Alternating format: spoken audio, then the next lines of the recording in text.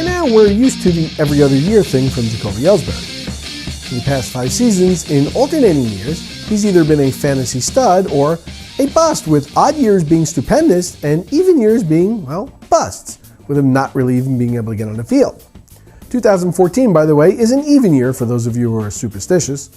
Now, I'm not one who is, but I'm a bit leery about him being a fantasy stud this season, particularly if it means spending a late first-round pick on him, or a high second-round pick, or getting into a bidding war in an auction. Now, here's the thing. As you might imagine, the folks in Boston weren't really too keen on him signing with the Yankees.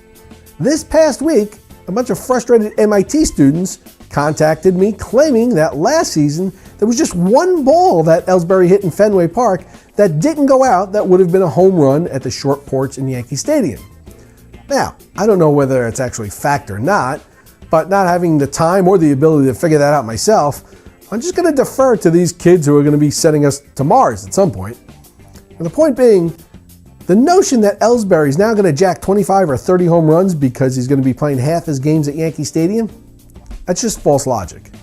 Now, the other aspect to this is his calf. The news flow suggests that he hasn't played for a week because he tweaked his calf and that there's no reason for concern.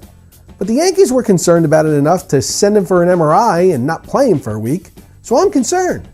Particularly since if I draft him, he's someone that I'm expecting 50-plus stolen bases from. Now, even if he starts the year without missing time, how long is it going to be before he's running around the field like a jackrabbit, which is what I really need from him if I'm going to draft him very high? Look, I'm not suggesting that this odd year, even year theory has any merit to it at all. It's just kind of too silly to buy into.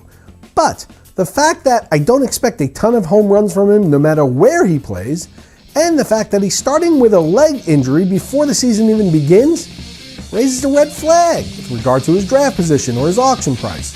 Now, Ellsbury currently has an NFBC ADP of 13. That's a first-round pick in a deep mixed league. I just can't pick a player in that spot that has any red flags attached to it.